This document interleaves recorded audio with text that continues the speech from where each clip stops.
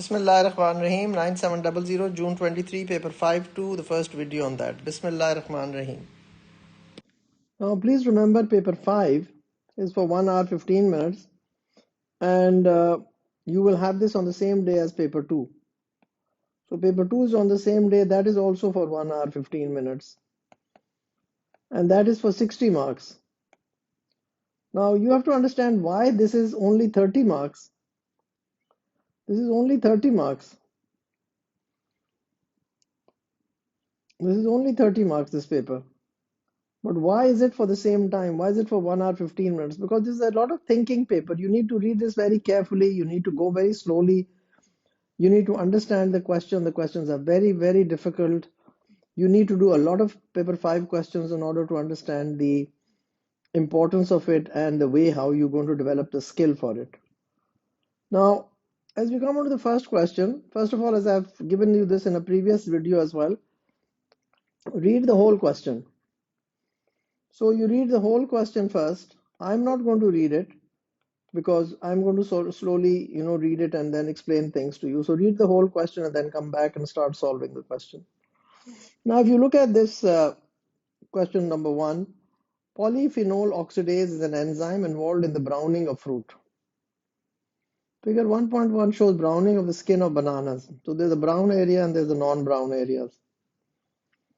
A student extracted polyphenol oxidase enzyme from ripened bananas. The student used this enzyme extract to investigate the factors affecting the activity of the enzyme. The student initially found the enzyme extract was too concentrated. So the student made a 1:10 dilution of the enzyme extract. Now, how did he make the 1:10 dilution? Very easy. 1 part enzyme and 9 parts of water. 1:10 means 1 part of the enzyme and 9 parts of water. So that would make a 1:10 dilution. The total volume would be 10. 1 part enzyme, 9 parts of water, and this is. Now we need to discuss dilutions a bit, and I want to just explain this to you in a brief manner. So 1 part enzyme, 9 parts water. 9 parts water. And that would be that would get you your 1 mark for that. Okay, the student studied the effect of pH on the activity of polyphenol oxidase enzyme. So effect of pH, that is being investigated. That would be the independent variable. Dopamine hydrochloride solution was used as a substrate for the enzyme. Enzyme, as you know, was, as it said in the question, polyphenol oxidase. Dopamine hydrochloride solution was a substrate. The product of the reaction is red in color. Whatever the product gives you a red color. A colorimeter can be used to follow the progress of this enzyme control reaction. The student set up 7 colorimeter tubes containing a solution of the substrate dopamine hydrochloride, 6 colorimeter tubes containing diluted polyphenol oxidase extract, each in a different buffered solution, pH 3, 4, 5, 6, 7, and 8. 1 colorimeter tube containing water in pH 7. The colorimeter tubes were equilibrated at a set temperature. A colorimeter was set up with a filter transmitting light at 470 nanometers. Now, at the end of this video, we're going to be discussing dilutions and colorimeter and the use of colorimeter and a little detail about that. So first of all, read the question very carefully. Then it says,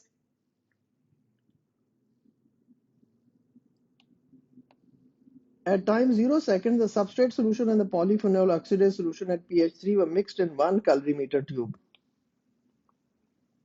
The colorimeter tube was then immediately put into the colorimeter. The absorbance was measured at 15-second intervals over the first 3 minutes of the reaction. Every 15 seconds for 3 minutes. The procedure was repeated for the remaining buffered solution and the water at pH 7.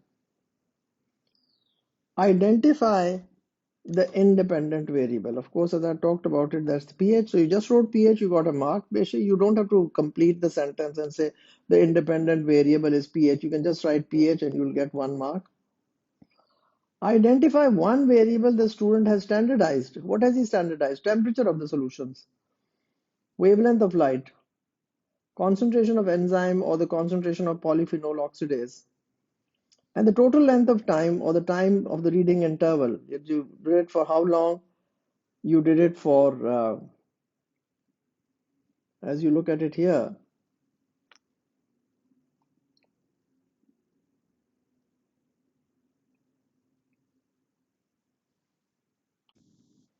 15-second intervals, first 3 minutes.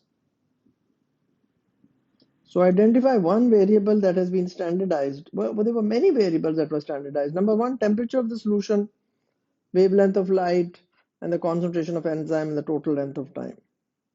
Now, number 4 point, which was the total length of time and time reading interval, was here. I've circled this in red. Then temperature was mentioned where? This is where the temperature was mentioned. One was mentioned here, temperature. Then wavelength of light was standardized. This was number 2 point. And number 3 point was the concentration of the enzyme. This was 3 point was here. So when you're reading the question, you need to be very careful in understanding that these were actually all the things that had to be picked up from the question. There's nothing prior information that you had. You had to just pick it up from the question and you had to give one of these points to me. So identify the independent variable, and then it says identify one variable that the student has standardized. Now that's a very favorite question. It comes again and again in the paper 5. The student then plotted a graph of the result showing the increase in absorbance. Absorbance is measured in absorbance units, AU. This is not arbitrary units, as absorbance units. Figure 1.2 shows the results of the increase in absorbance at pH 5. So only one of the pH has been plotted on a graph. And you can see here, you can see the time in seconds. You can see here 15, 30, 45, 60, 75, 90, and 3 minutes, total 3 minutes. And then you can see the absorbance units. Why is the absorbance increasing? Because the color would become deeper and deeper. So light red, then dark red, dark red, dark red, darker red. So the color is going to become a darker shade. So more and more light is going to be absorbed, right? Now it says using figure 1.2 to calculate the initial rate of this reaction in absorbance units per second. Show your working. Initial rate of reaction. Now, how do we calculate the initial rate of reaction? How do you calculate the initial rate of reaction? When at 30, it is 0.26. You see, this is the value here. But we have to draw a tangent here. I haven't drawn a very correct tangent here. But it is really the rate at which it's so in 15 seconds it's nearly 0.13. So 0.13 over 15 is 0.0087. The units are given, so we don't need to write the units here. So this will get you your 2 marks if you have done a correct calculation and if you have been able to understand this. Now let me explain initial rate of reaction to you. If you look at this, how they have calculated the initial rate of reaction, you see, this is the thing which I try to draw on this. This is the initial rate of reaction, so you extend it. I just use another colored marker. So you extend it, and you see it was 20. 20 was the volume of gas at what? At 10 seconds. So 20 over 10 is centimeter cube per second. Because you see, as the reaction proceeds, then substrate might be the limiting factor. Plus, there could be, if the product is an acid, it may alter the pH of the reaction. If the product is an alkali, it will, of course, change the pH. And so, initial rate of reaction is calculated by this simple method, is that you look the gradient for the initial rate. So you just draw a tangent and then you see where it meets, and then you see in the initial it was 20 cm cube of gas produced in 10 seconds. And this is how you draw this on the graph and calculate the initial rate of reaction. Another way to explain this is you draw a line from the origin through the early part of the graph, include the part of the line where it is straight. It would only be straight for a short time after the start of the reaction, right? Calculate the gradient of the line you have drawn. So this is P1 over T1, finding out the initial rate of reaction.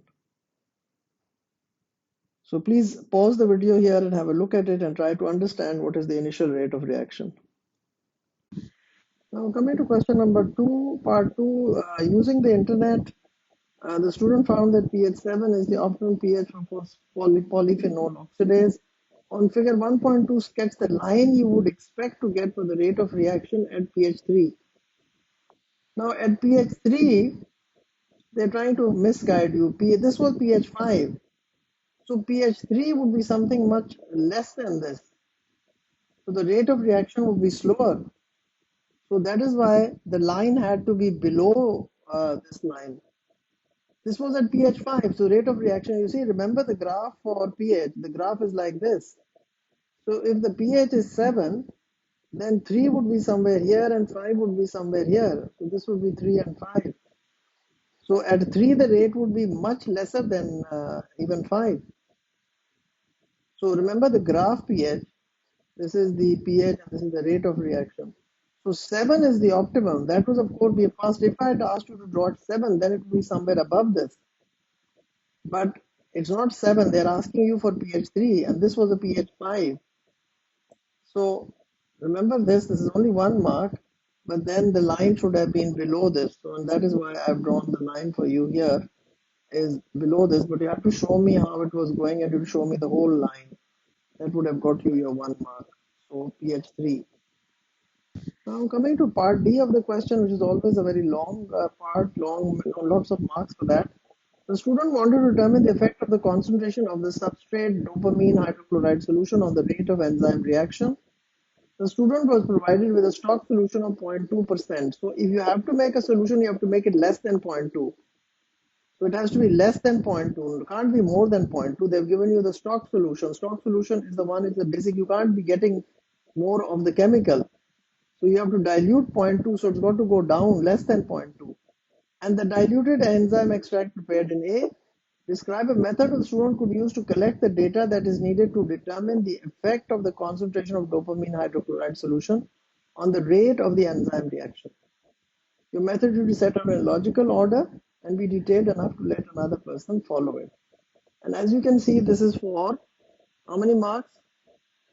7 marks. Now everybody can get these 7 marks, but you have to know it. There's some points which you can write in every planning and designing, and I will just now tell you how to do this question.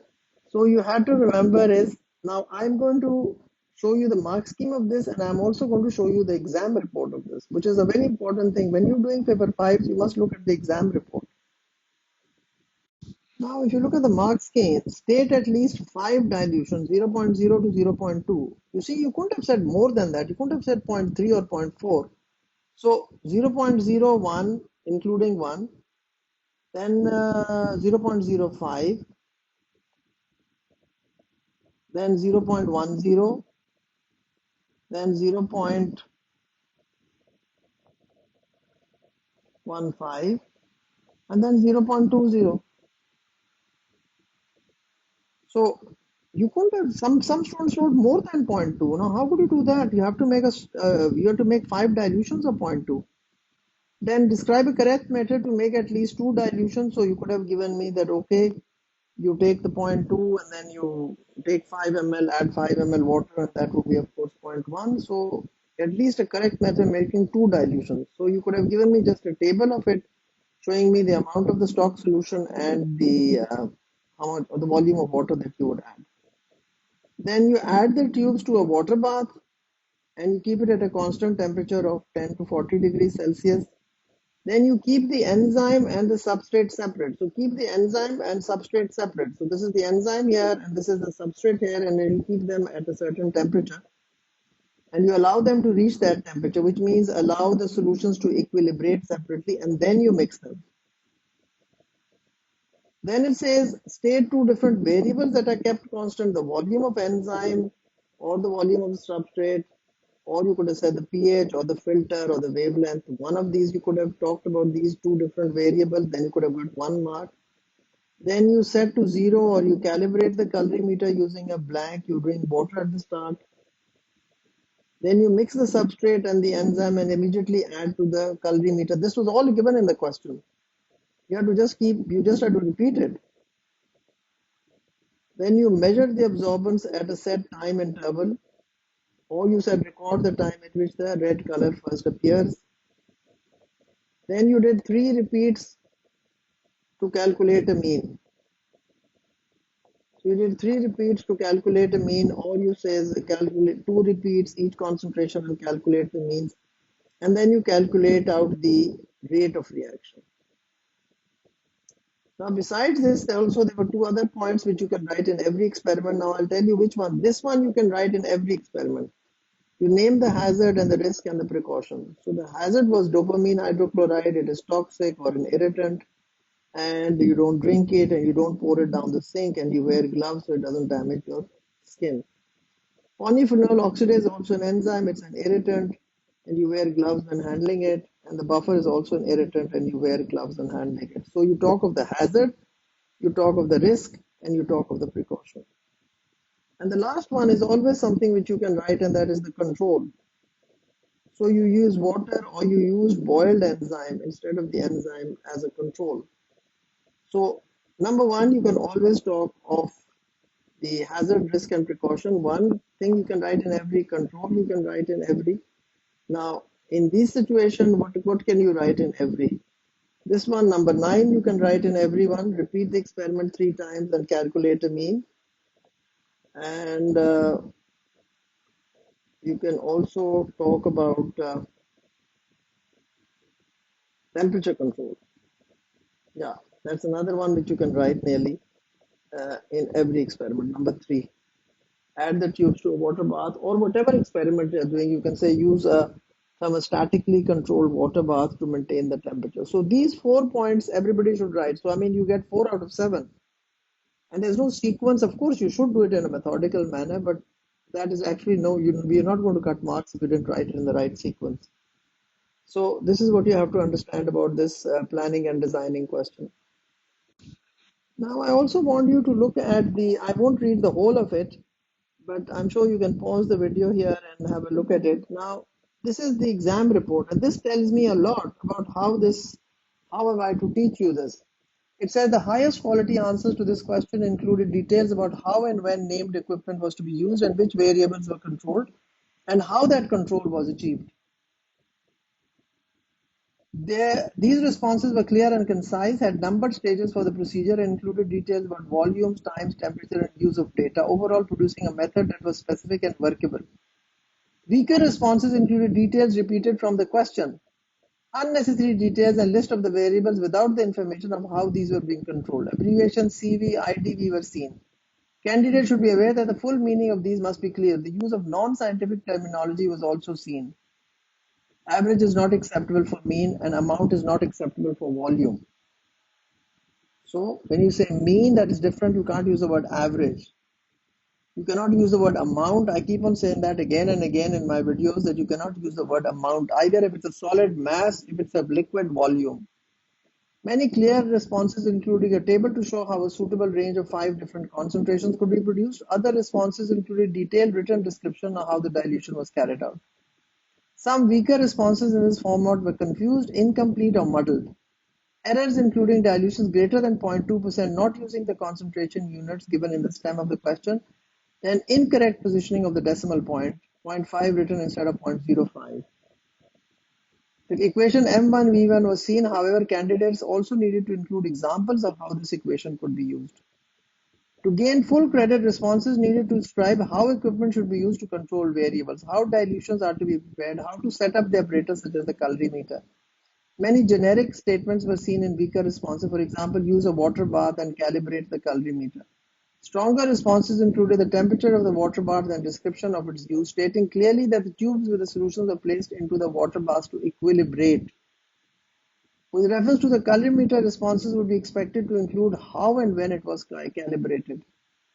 Candidates were aware that a control should be included in the method. A small proportion of candidates understood that the control would be using a denatured enzyme or using water to replace the enzyme. Most responses gave 0% substrate as the control. That is absolute rubbish. You cannot use substrate is not the control. The control is the boiled enzyme or water instead of the enzyme. A regular part of any method involves repeat to obtain more values. A basic statement, repeat 3 times and calculate the mean, is an insufficient description. In this method, a mean needed to be calculated for each of the different concentrations. So for the whole experiment, several means would be calculated. High scoring responses included clear statements which indicate that the mean was calculated for each of the different concentrations. Weaker responses suggested that only one mean value was calculated for the whole experiment.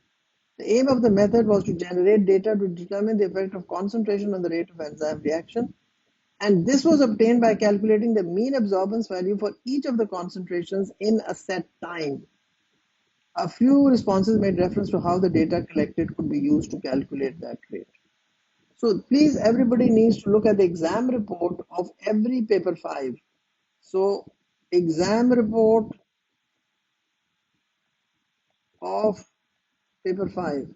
Everybody needs to look at these, and you can easily download these. They're all present on the internet and you can easily read these. So whenever you do one question, please read the exam report on that. Now coming to part E of the question, the browning of fruits such as bananas can make them more difficult to sell. One way to prevent browning is to use an anti-browning agent. The students searched the internet and found data from different scientific papers on the inhibitory effect of various anti-browning agents on polyphenol oxidase from different plants. The student processed and ranked these data as shown in table 1.1. So you look at the table and you see anti-browning agent, percentage of maximum activity of phenol oxidase, and plant source of the polyphenol oxidase.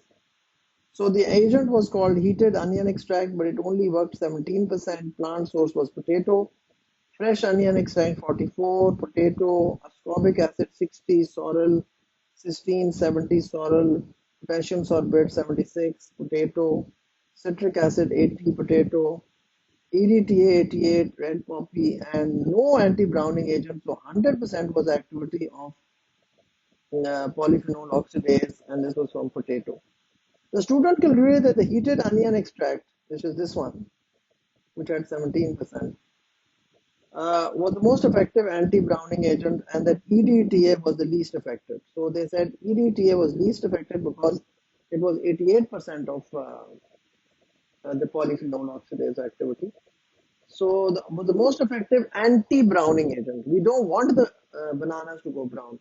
Using this information suggests why this conclusion may not be supported. Now, whenever there's such a question, please remember there are some general points that you need to be talking about, and some points are valid for every question.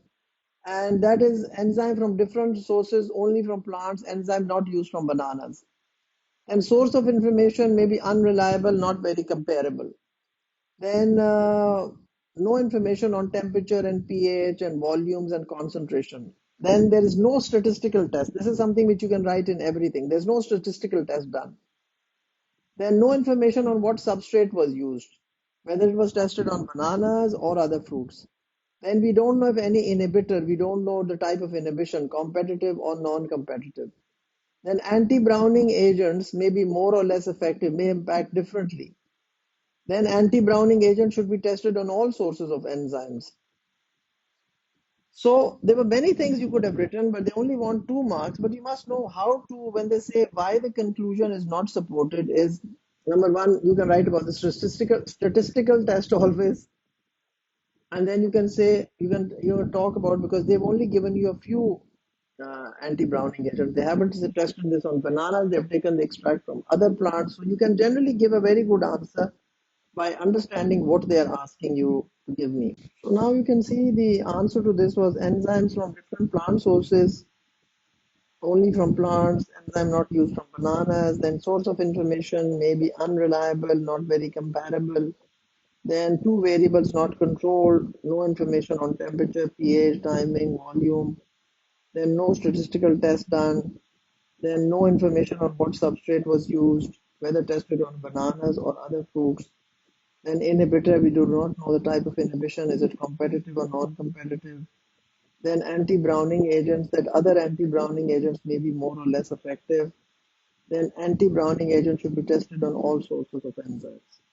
And then validity, because there was no, it is not a very valid experiment. Valid means that you did not talk about the independent variables which you were changing. Now coming to part F, the last part of the question. The student found that a sulfur-containing molecule in the heated onion extract acted as a non-competitive inhibitor to the enzyme polyphenol oxidase. Figure 1.3 is a graph showing how the substrate concentration affects the rate of polyphenol oxidase activity. On figure 1.3, sketch the curve that shows the rate of activity for polyphenol oxidase treated with the heated onion extract. Non-competitive inhibitor. So they were asking you to draw a curve to show the rate of activity on the heated onion extract. Now, as you can see here, non-competitive inhibitor will never reach the Vmax. Normal enzyme, competitive inhibitor, non-competitive inhibitor. So the competitive inhibitor will reach the Vmax. This one, like here, we have this one here. This will reach the Vmax. This is the Vmax. The non-competitive will never reach the Vmax because active sites have been changed and they are no longer functioning. So basically, as the mark scheme says, the sketch line starts at the origin, levels out, showing a lower Vmax. So anything, any line which is lower than the Vmax will give you your 1 mark for that, which is the completes this question. And this is now we're going to talk something about dilution and colorimeter. This is the formula which you can use to calculate the final volume. So volume of the stock solution, C1 is the concentration of the stock solution, and volume of the final solution, and then the final concentration of the solution. So you can always find out if you want to know how you're going to dilute it. This is one way that you can do it. Maybe you can do a few examples of it, and then you can understand how we're going to calculate this. This is of course a method of how to do the serial dilution. So you transfer 5 centimeter to the other, and you keep on adding 5 centimeter of distilled water, and this of course give you the how 1 mole will become zero point 0.5, 0.25, and 0.125. Another example showing you how we can dilute the bacteria. So 9 ml water, 1 ml of the original culture. This will be 1 in 10 dilution, and then you have 1 in 100 dilution, 1 in 1000, and 1 in 10,000. So please look at this carefully, understand it, how we will dilute the bacterial cultures. That's another method of doing it, how we can dilute it from 1 is to 10 dilution, then 1 is to 100, and then you take 1 ml from each and you take it to the next one, and then you add 9 ml water to each, and then how you're diluting it. Another way of your dilution, stock solution 10 millimole dm cube glucose, and then you see this table here, which is a very nice table explaining to you the different that how you have 0, then you have 5 of the volume of distilled water, volume of glucose 0. This would of course be no glucose. Then of course we want a 2 millimole, then 4 and 1, 4, 3 and 2, 6, 2 and 3, and so on and so forth. So you need to decide concentration. Another very good formula explaining this to you. Please pause the video here and have a look at it.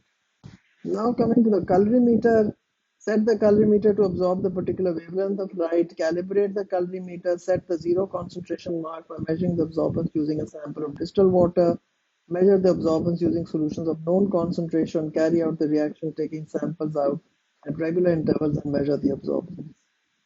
What does a colorimeter do? Is a device used in colorimetry that measures the absorbance of particular wavelength of light by a specific solution. So everybody must be very clear what a colorimeter is used for, because this can come in your exams in your even AS level. Okay, I complete this video here and thank you very much, and next video will contain the question 2 on this in this paper.